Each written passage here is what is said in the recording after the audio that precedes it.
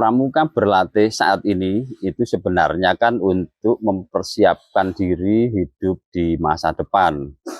Nah, bagaimana kita mendorong para pramuka, utamanya yang sudah golongan penegak dan pandega, untuk bisa berlatih dengan baik untuk menyiapkan masa depannya. Audio Jungle. Audio Jungle. Salam Kayatno Bintang. Nah, kali ini saya akan menyapa adik-adik saya yang pandega dan penegak untuk untuk menguatkan diri di dalam latihan-latihan kepramukaan. Nah, adik-adik, sebenarnya latihan-latihan Anda itu kan muaranya adalah untuk mempersiapkan diri di masa depan. Nah, di dunia penegak pandega ada 3 pilar utama pembinaan bagi Anda. Itu 1 adalah bina diri, 2 adalah bina satuan, 3 bina masyarakat. Nah, ketiga bina ini yang kita umum menyebutnya tribina, itu sebenarnya untuk yang terakhir ada bina masa depan.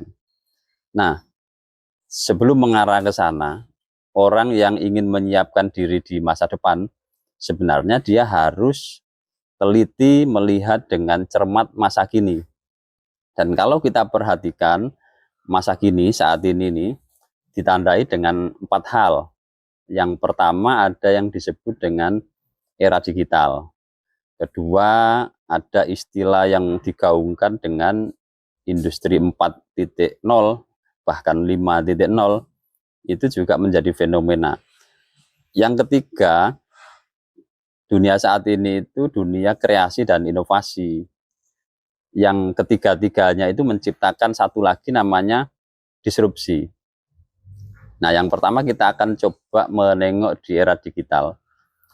Era digital itu ada plus minusnya ya, adik-adik. Jadi perlu dipahami bareng-bareng bahwa kemajuan era digital saat ini itu membawa 2 dampak atau dua fenomena, satu yang positif, satu lagi negatif. Dengan adanya dunia digital saat ini, konektivitas kita itu mudah terhubung. Maka lewat konektivitas ini sebenarnya kita dapat dengan mudah untuk membuat atau membangun jejaring antar pramuka bahkan di luar pramuka. Itulah dengan maraknya sosial media, dengan maraknya dunia internet yang bisa menjangkau, mengoneksikan orang antar orang selama dia memegang alat komunikasi digital. Yang kedua, era digital itu menciptakan jangkauan yang lebih luas. Itulah namanya WWW, World Wide Web. Sehingga dunia ini seperti tanpa jarak, tanpa batas. Betapa tidak kita yang di Indonesia bisa mengetahui aktivitas secara langsung jamaah haji kemarin itu di Makkah dan Madinah. Tanpa kemana-mana, dengan perangkat teknologi digital, kita bisa mengetahui aktivitas saudara kita yang ada di belahan negara lain. Bahkan kita juga dapat ikut terenyuh ketika melihat ada peperangan di negara lain. Yang sekarang ini sedang terjadi misalnya peperangan di Gaza misalnya ya. Ini jangkauan bahwa dunia digital, era digital itu menciptakan jangkauan bahwa tanpa harus kemana-mana, asalkan kita terhubung dengan perangkat digital itu, komunikasi digital, kita bisa menjangkau yang jauh dari kita, dari sisi komunikasi, dari sisi pengetahuan ya. Yang ketiga, era digital itu sisi positifnya menciptakan kepercayaan. Betapa tidak kepercayaan, wong Anda itu membeli barang lewat platform online tanpa ketemu pedagangnya, hanya melihat foto atau gambar produknya, lalu Anda percaya untuk membeli, mengirimkan transfer biaya, kemudian Anda percaya bahwa orang yang menjual itu akan mengirimkan barang yang Anda beli. Itulah setidak-tidaknya ciri era digital yang positif. Dan itu kalau dimanfaatkan dengan baik, ini akan menjadi pendukung kita untuk bergerak lebih maju lagi. Namun, di samping ada aspek sisi-sisi dampak positif dari era digital, di balik itu juga menyimpan sisi-sisi negatif yang perlu dihindari dan diwaspadai. misalnya ada kejahatan ITE, ya kan? Sekarang ini ada banyak model penipuan-penipuan berbasis online. Mulai dulu ketika SMS mama minta pulsa, kemudian saat ini ada Anda menang undian sekian juta rupiah dan seterusnya. Ini salah satu sisi negatif dunia digital atau era digital. Dan yang lebih baru lagi ada hacker yang memanfaatkan kemampuannya dengan dunia digital itu untuk mengacak-acak atau menyerang database orang lain. Dan ini terakhir Indonesia juga keserang itu ya, Kominfo kita sedang kelabakan untuk menangani itu. Ini sisi negatif dan perlu diwaspadai untuk bisa dihindari. Kemudian sisi negatif lain dari era digital itu infiltrasi konten negatif. Kita ini kan sering tanpa sadar dengan membuka laman di HP kita, tiba-tiba muncul iklan-iklan atau muncul tayangan-tayangan yang itu bersifat negatif. Apakah itu berbentuk tayangan-tayangan mengarah pada porno aksi, pornografi, dan seterusnya. Ini yang perlu diwaspadai oleh para pramuka khususnya, utamanya yang golongan penegak pandega ini, supaya tidak terlena dengan situasi-situasi semacam itu. Dan satu lagi hal yang buruk dari sisi era digital adalah bahwa itu menciptakan ketergantungan. Salah satunya lewat game online. Ketika game online-nya bisa diproduktifkan bagi Anda untuk kompetitif di situ, mungkin tidak ada masalah. Tetapi ketika hanya konsumtif di sana, tanpa ada penyaringnya, bahwa itu hanya menjadi pelampiasan kesenangan Anda, itu menciptakan ketergantungan yang akan merugikan dirimu, bahkan keluargamu juga ikut rugi karena itu.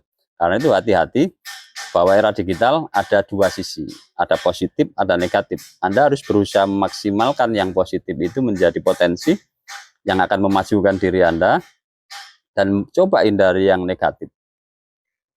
Ya, ini yang pertama, era digital. Yang kedua, sekarang ini era kreasi dan inovasi. Perhatikan ya, coba kalau kita melihat produk-produk lewat HP kita, hampir tiap hari itu ada iklan produk baru, muncul produk temuan-temuan baru. Dan kalau Anda melihat di pasar online, akan muncul barang-barang baru yang 5 tahun lalu, 2 tahun lalu belum Anda temui, sekarang muncul hal baru. Apakah mulai dari charger HP, dulu nggak ada lampunya, sekarang ada lampunya. Sekarang ditambahi lagi dengan bisa dikoneksi dengan yang lain, dan seterusnya. Ini hampir setiap hari muncul temuan baru. Setiap hari juga muncul ide-ide baru. Coba, di tahun-tahun belakangan ini sangat banyak muncul istilah-istilah baru yang itu mungkin belum masuk ke kamus bahasa Indonesia, kamus besar bahasa Indonesia ya. Ada kata-kata baru yang muncul karena adanya kreasi dan inovasi itu.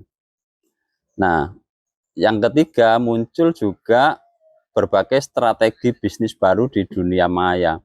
Mulai dari yang begitu Anda klik iklan, kemudian terhubung dengan layanan WhatsApp. Kemudian e-commerce yang macam-macam bentuknya. Ini memunculkan strategi bisnis baru. Itulah dunia kreasi dan inovasi. Nah, kalau Anda ingin menjadi bagian dari orang yang membuat kreasi dan inovasi, maka Anda juga harus berpikir kreatif dari sekarang supaya mampu menciptakan kreasi baru yang itu nanti akan diikuti dan dinikmati oleh banyak orang. Itulah namanya produktif lewat kreativitas dan inovasi ya. Nah, sekarang juga fenomena era digital ini, fenomena kekinian itu terjadi yang namanya disrupsi. Apa disrupsi itu? Sederhananya adalah bermunculan inovasi baru yang mengubah struktur yang sudah mapan sebelumnya. Contohnya yang paling umum adalah bahwa dulu pasar itu ada tempatnya, ada penjualnya, berjualan di situ, barang-barangnya ada di situ. Sekarang tidak harus, bahwa pasar bisa beralih ke pasar online dan tidak ada penunggunya yang harus berjaga di tempat yang sama. Dia bisa kemana-mana sambil jualan lewat HP-nya ini. lewat perangkat digitalnya. Inilah namanya disrupsi, sehingga pasar-pasar yang pasar-pasar offline istilahnya ya, atau pasar-pasar tradisional itu mulai ditinggalkan, yang ada toko. Nah, sekarang cukup lewat sini jualannya. Kecuali pasar sayur ya, karena orang tetap butuh setiap hari ke pasar sayur untuk kebutuhan konsumsi makannya. Nah, ini disrupsi. Dan suatu ketika akan muncul hal baru lagi yang akan mengubah tatanan lama ini menjadi ditinggalkan. Nah, ini era saat ini itu salah satu cirinya disrupsi. Nah, yang ketiga, ada istilah industri 4.0 atau 5.0, yaitu bahwa pekerjaan ke depan itu akan didominasi oleh artificial intelligence, Internet of Things, bahwa segala sesuatu aktivitas akan banyak dilambari dengan aktivitas berbasis online. Kemudian akan banyak mempertemukan human machine interface, artinya orang akan dihadapkan dengan mesin-mesin, orang akan dihadapkan dengan perangkat-perangkat.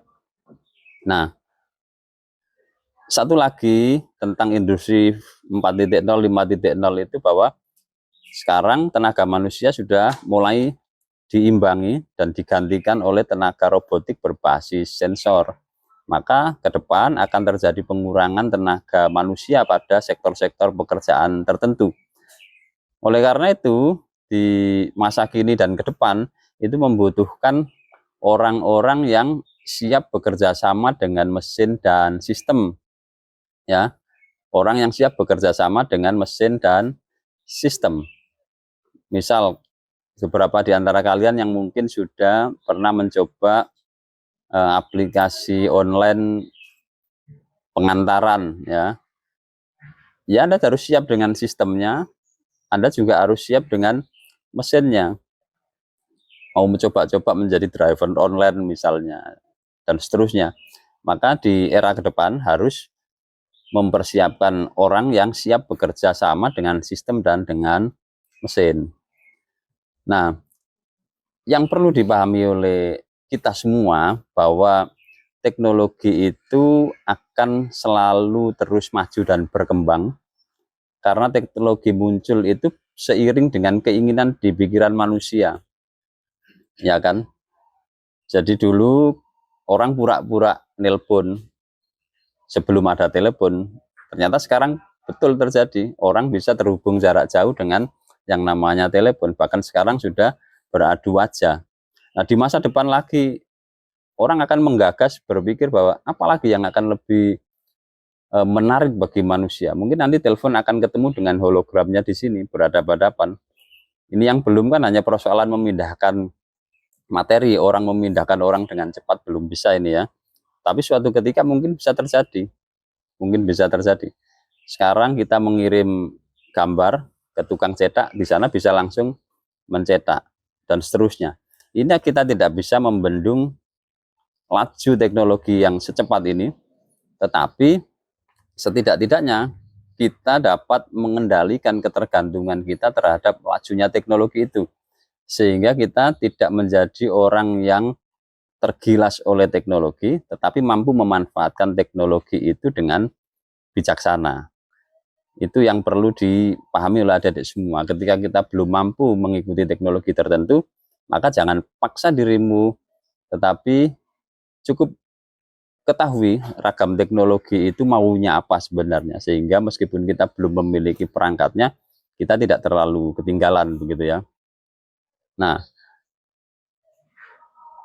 tetapi yang perlu diingat lagi adalah adik-adik, meskipun sekarang itu eranya era teknologi digital, tetapi teknologi digital itu dia sangat bergantung pada energi, ya.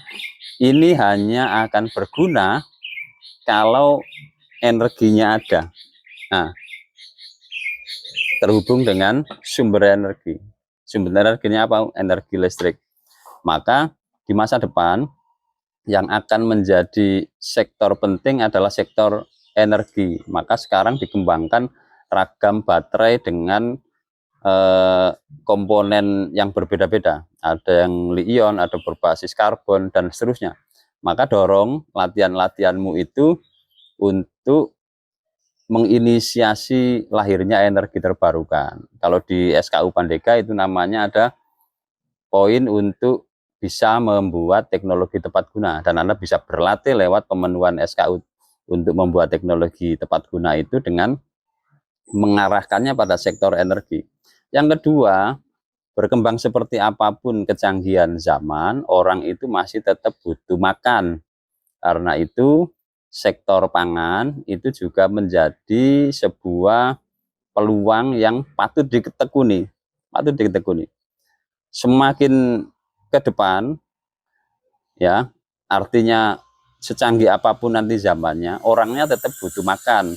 Karena itu para penegak, para pandega, latihan-latihanmu itu juga arahkan untuk menguatkan sisi ketahanan pangan. Karena kita ini sekarang kan krisis anak muda yang konsentrasi di dunia produktivitas pangan. Dan orang-orang Indonesia itu saat ini sudah sangat bergantung pada makanan pokok namanya nasi. Meskipun ada varian makanan tercipta baru, tetapi pada akhirnya orang akan tetap mencari nasi. Maka para penegak pandega mulai berpikir latihannya ini didorong untuk meningkatkan produktivitas pangan itu. Dan Anda ini kan di perkuliahan jurusan varian macam-macam kan jurusannya.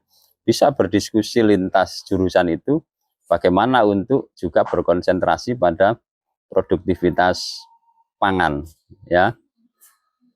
Nah, ini saya sampaikan supaya latihan kepramukaan khususnya bagi penegak dan pandega itu tidak semata-mata berkonsentrasi pada keterampilan kepramukaan yang sudah Anda alami sejak dunia penggalang atau bahkan dunia siaga, tetapi ketika sudah di leveling penegak pandega, berpikirmu harus lebih luas, keterampilanmu harus kamu arahkan pada sisi-sisi lain yang bukan semata-mata keterampilan kepramukaan yang tali temali dan sejenisnya, tetapi Anda mulai merambah ke sisi samping bahwa lingkungan itu juga perlu diperhatikan. Maka harus muncul pikiran-pikiran untuk bagaimana mengelola lingkungan dengan lebih baik dan seterusnya, karena ini semua demi kelangsungan masa depanmu, masa depan adik-adikmu nanti, bahkan masa depan anak cucumu nanti. Kalau tidak kamu pikirkan mulai sekarang dan latihanmu tidak produktif ke sana, kelak Anda akan menjadi generasi yang konsumtif, dibombardir oleh produk-produk orang lain karena kita tidak berpikir produktif dari sekarang. Saya pikir itu, mudah-mudahan latihan-latihanmu nanti para penegak pandega jauh lebih kreatif, inovatif untuk mempersiapkan bina masa depan. Di samping ada bina diri, bina satuan, bina masyarakat, Anda juga harus berpikir bina masa depan. Terima kasih. Salam Pramuka, salam Kayatno Bintang. Audio Jungle.